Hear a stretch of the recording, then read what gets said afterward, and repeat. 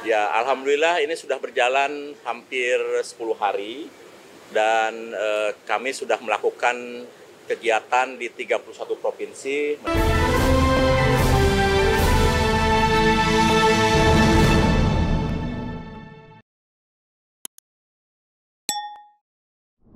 Bismillahirrahmanirrahim. Assalamualaikum warahmatullahi wabarakatuh. Selamat sore, salam sejahtera untuk kita semua.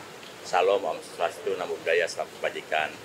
Saudara-saudara sekalian, alhamdulillah hari ini kami dipanggil oleh Bapak Presiden khusus membicarakan terkait program makan bergizi gratis. Dan beliau menyampaikan bahwa program ini sangat penting karena di beberapa negara, dan ini sudah dilaksanakan di 76 negara, seperti contoh di India, bahwa program makan bergizi ini menempati APBN India yang nomor 2. Dan ini kelihatannya akan menjadi fokus perhatian untuk Indonesia juga demikian, karena ini adalah investasi terbesar sumber daya manusia untuk menyambut Indonesia Emas 2045. Dan Bapak Presiden menyadari karena program ini diinisiasi dan Badan Gizi baru berdiri 5 bulan, ya baru 5 bulan, tapi dengan capaian yang sudah ada, beliau mengapresiasi apa yang sudah dilakukan, karena sampai hari ini sudah ada 238 satuan pelayanan pemenuhan gizi di seluruh Indonesia, mencakup 31 provinsi. Dan ini bisa terjadi karena dukungan semua pihak, mulai dari Menteri Bappenas, Menteri Pertahanan, kemudian Menteri Desa, TNI Polri, BUMN, Menteri Kesehatan, Menteri Pendidikan Dasar dan Menengah, kemudian Menteri Dalam Negeri, dan seluruh menteri yang dipanggil tadi, koperasi dan lain-lain, sehingga menjadi kegiatan yang total football. Dan Pak Presiden menginginkan agar program ini betul-betul menjadi lintas sektor dan kemudian saling bekerja sama satu dengan yang lainnya. Satu hal yang paling membuat Pak Presiden ingin melakukan percepatan karena beliau sangat concern dengan tuntutan anak-anak yang belum kebagian makan bergizi. Ya, karena banyak laporan, banyak anak-anak yang beriang ke orang tuanya, bahkan yang baru berumur 5 tahun, mengatakan, "Ibu, kenapa saya belum dikasih makan oleh Bapak Prabowo, sementara teman-teman saya sudah." Jadi ini satu hal yang mengusik kalbu beliau, sehingga kami dikumpulkan untuk melakukan proses percepatan-percepatan yang perlu dilakukan, dan ini dilakukan lintas sektoral. Mulai dari perencanaan di Bappenas, bantuan Kementerian Pertahanan, TNI Polri, Menteri Desa, Menteri Koperasi, Menteri UMKM, Menteri Dalam Negeri, kemudian Menteri BUMN, dan lain-lain, supaya kami bisa segera melayani lebih banyak lagi anak di seluruh Indonesia, termasuk ibu hamil, ibu menyusui, dan anak balita. Saya kira itu inti dari rapat hari ini, sehingga tadi semua pihak sepakat, termasuk Menteri Keuangan, untuk mendukung, dan juga dari Mensesnek mendukung peraturan-peraturan yang bisa mempermudah program ini bisa berjalan lebih cepat. Ya, alhamdulillah ini sudah berjalan hampir 10 hari dan kami sudah melakukan kegiatan di 31 provinsi, mencakup 238 satuan pelayanan yang sudah melayani lebih dari 650.000 penerimaan manfaat yang sampai sekarang sudah ada, dan ini setiap waktu terus bertambah, sehingga insya Allah nanti selama bulan Januari sampai April akan bertambah menjadi melayani 3 juta, nanti di bulan April sampai Agustus akan melayani 6 juta, dan nanti di Agustus ketika pendidikan SDM-nya cukup, Pak Presiden ingin lebih cepat lagi. Ya, gini, yang Sukoharjo terutama ya, ini adalah kesalahan murni teknis, tidak ada kesengajaan, dan alhamdulillah sudah teratasi karena pada saat dibagikan, petugas kami segera menyadari bahwa ada hal yang kurang beres dengan makanan ayam crispy-nya, sehingga sisa yang 2.400-nya segera ditarik, digantikan dengan telur. Kemudian anak yang 40 orang itu langsung ditangani oleh petugas puskesmas dan sudah sembuh. Dan hari ini mereka sudah sekolah lagi dan diberikan pelayanan makan dan didampingi oleh petugas puskesmas makan di sekolah dan normal. Jadi tidak ada masalah. Ya, ya. Jadi begini, dari awal BGN kan menyampaikan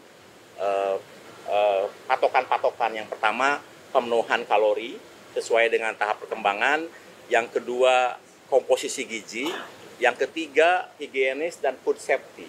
Jadi ini dari awal memang sudah menjadi concern kami, sehingga program ini tidak bisa leluasa dikerjakan oleh siapa saja dan harus ada pegawai yang cepat tanggap dan reaksinya cepat, sehingga kejadian di Sukoharjo itu hanya berlangsung sebentar saja dan segera mengganti menu yang kurang baik, sehingga Pak Presiden apresiasi untuk hal itu dan beliau menilai ini hal yang bisa saja terjadi kapan saja. Dan terus terang selama kami melakukan proses uji coba selama setahun itu belum pernah terjadi karena proses yang kami lakukan benar-benar tertib dan waktu itu memang tidak di cover media. Sekarang ini kan seluruh di cover media dan alhamdulillah segala sesuatunya bisa teratasi dengan cepat.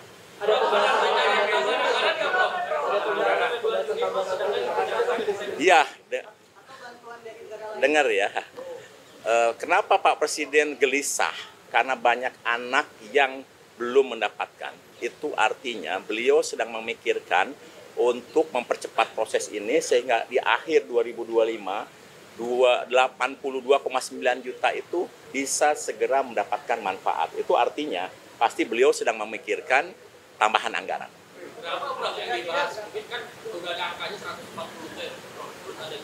Gini, kalau dari hitungan Badan Gizi, kalau tambahan itu terjadi di September, sebetulnya 100 triliun sudah cukup untuk memberi makan 82,9 juta.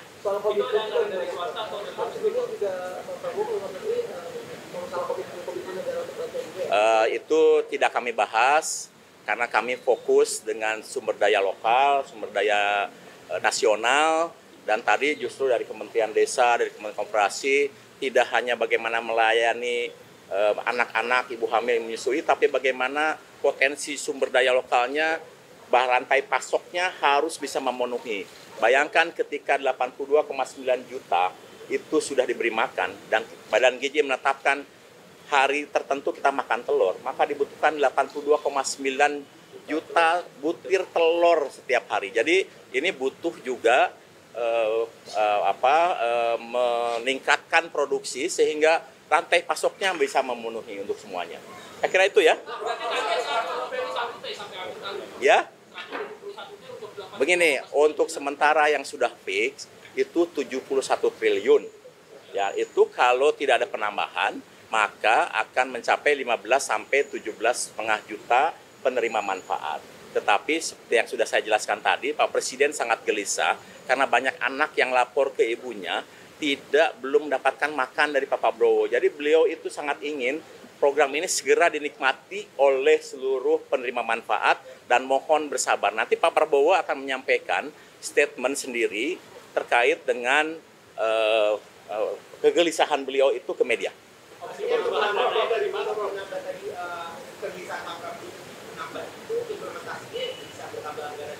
Iya, otomatis. Ketika beliau punya keinginan untuk menggapai seluruh penerima manfaat, otomatis anggaran akan bertambah dan tadi Menteri Keuangan kelihatannya menyampaikan semua sangat tergantung kepada Presiden. Oh, itu nanti enggak. Kita tidak membahas hal yang lain-lain. Tadi kita hanya membahas terkait dengan APBN, kemudian dana kontribusi pemerintah daerah, ke kontribusi BUMN, kontribusi berbagai kementerian terkait dengan pembinaan potensi sumber daya lokal dan lain-lain. Kita tidak membahas hal-hal yang lain-lain. Itu fokus di situ. Ya, gini. Badan Gizi menempatkan satu ahli gizi di setiap satuan pelayanan pemenuhan gizi. Dan mereka dari awal sudah harus mendeteksi kebutuhan-kebutuhan khusus apa yang ada di setiap satuan pelayanan. Contoh ya, di warung Kiara seperti Bojongkoneng ada satu anak masing-masing yang fobia nasi. Itu tuh diperhatikan. Kemudian kami sekarang sudah melayani SLB. Itu pun juga kebutuhan menunya diperhatikan oleh ahli gizi. Kemudian kami dapat laporan dari Papua bahwa banyak yang alergi, maka alerginya kita identifikasi supaya tidak diberikan makanan yang menimbulkan alergi. Saya kira itu mungkin Pak Menteri Bappenas. Pak Menteri ya, Pak Menteri mungkin. Begini, untuk hal yang terkait dengan bantuan luar negeri, pembiayaan lain kami tidak bahas. Karena kami fokus bagaimana agar seluruh anak dan penerima manfaat segera mendapatkan makan bergizi, karena itu kegelisahan yang paling besar, banyak yang iri dan ingin segera mendapatkan manfaat.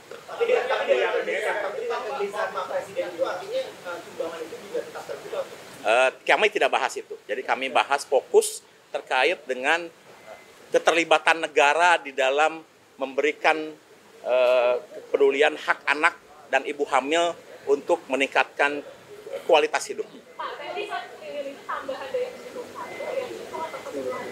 Begini, terkait dengan penambahan, biar nanti Pak Presiden yang menyampaikan.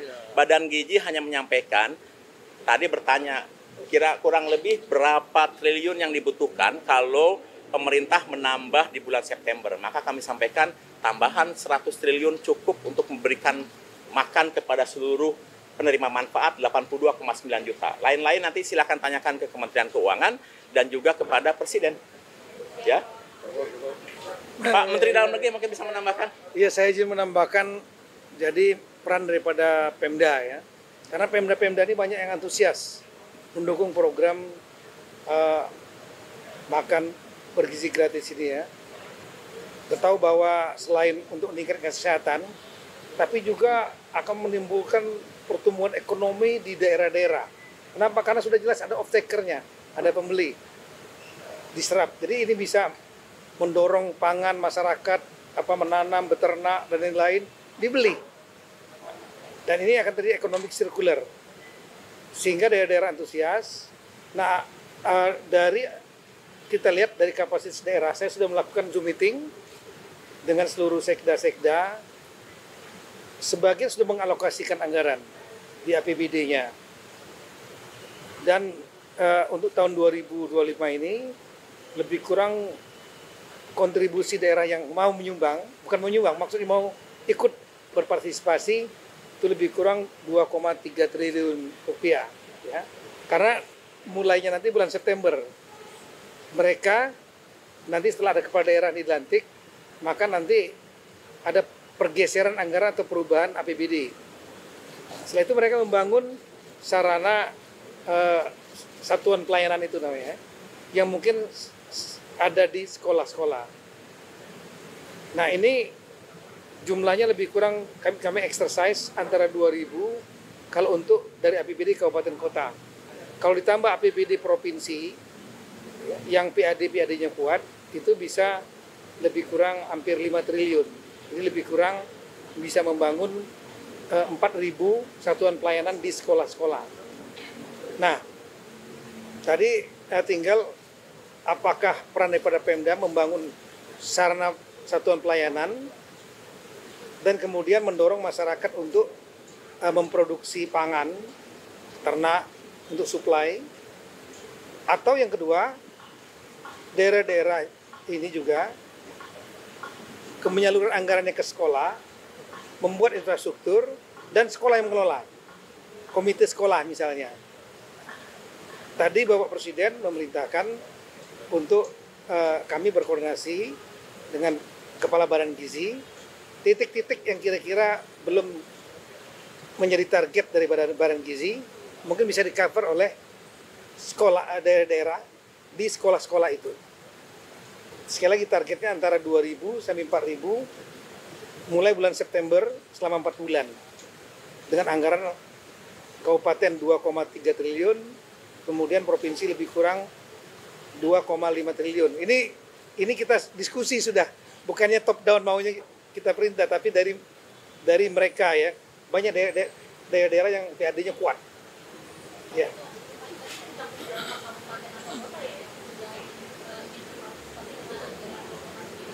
415 kabupaten, ya 93 kota. Dan semua provinsi mau berpartisipasi. Karena ini akan menghidupkan ekonomi mereka selain anak-anak mereka sehat. Pak Tito, selain soal anggaran, Pak Tito, seperti apa peran daerah untuk mengantisipasi terulangnya kejadian seperti Sukoharjo dan kemarin?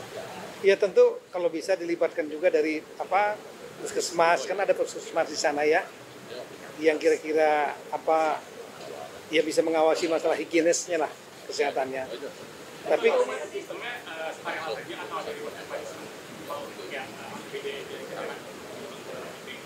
ya tadinya kan akan dikelola oleh Badan Gizi semua, tapi kan bertahap.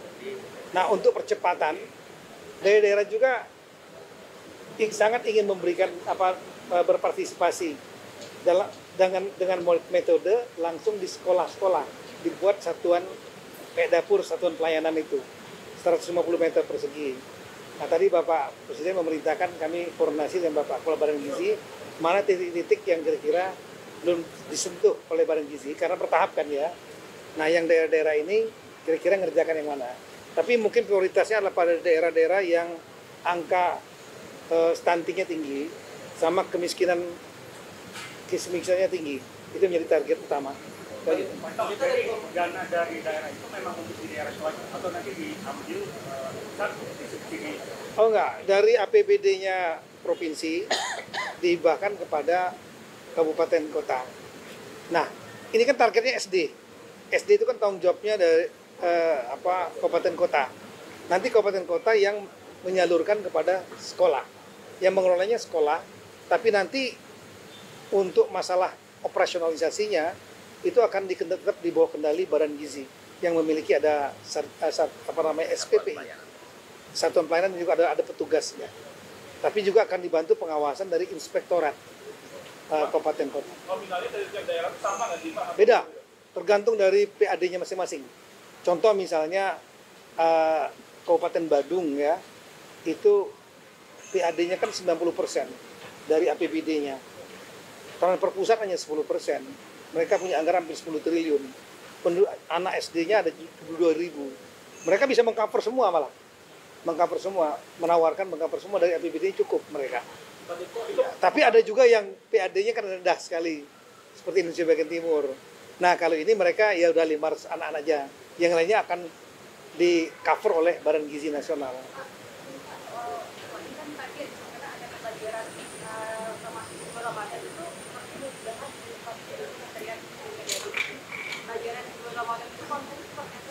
Wah itu beliau kalau gitu alam Bapak Menteri, apapun kebijakannya Bapak mendasmen ya kami akan ikut. Udah di luar konteks ini. Nah itu kita bicara masalah gizi. Nanti besok saya besok Senin sore saya akan kunjungan ke DKI dalam rangka untuk dengan Menteri Perumahan masalah percepatan persetujuan bangun gedung. Nah nanti kalau mau nanya di situ aja. Pak Tito, ada dari pemerintah pusat ada mematok nggak sih Pak untuk alokasi setiap APBD itu berapa persen minimalnya? Yes, ada. Ada yang kita kan menanyakan kesanggupannya. Mereka mau partisipasi, tapi kita tahu, kita punya data berapa APBD-nya, berapa PAD-nya. Minimal itu adalah 0,2% yang paling rendah itu 0,2% dari PAD itu untuk ngurusin 500 saja, 500 siswa SD. Nah yang lain otomatis saya lapor kepada Prof Dadan supaya di cover semua yang lainnya oleh Badan Gizi. Ya jangan dipaksakan kalau nggak mampu. Pak, kalau misalnya keterlibatan daerah itu nanti akan berdampak pada perbedaan standar makan gizi gratis di setiap daerah, seperti apa Pak? BGN memiliki standarisasi baik dapurnya maupun menunya karena beliau kan ada ahli gizinya. Oke? Penegasannya berarti yang terkait dengan anggaran daerah itu sifatnya inisiatif ya, bukan mandatori harus mengalokasikan ya Pak? Enggak. Kita nggak mandatori, tapi mereka harus bawah yang ingin berpartisipasi. Kenapa? Satu, untuk kepentingan anak-anak, kesehatan anak mereka. Ya bagi kepala daerah terpilih kan ini kan naikin elektabilitas juga nih. nyentuh langsung masyarakat di bawah. Yang kedua, mereka tahu bahwa ini akan bisa mendorong pertumbuhan ekonomi daerahnya. Maka mereka antusias. Saya kira itu. Pak mengenai praktik kepala daerah, Pak. Nah, itu nanti kita bahas lagi nih. Jangan terlalu panjang. Kita bicara masalah ini aja dulu. Kalau pelantikan daerah nanti tunggu tanggal 22 dengan pendapat di DPR. Nah, putusannya di situ. Udah buat judulnya aja, nanti keputusan kepala daerah tanggal 22 Januari di Raker DPR yang dihadiri oleh DPR, kemudian pemerintah, diwakili Mendagri, KPU, Bawaslu, DKPP. Nah, oke.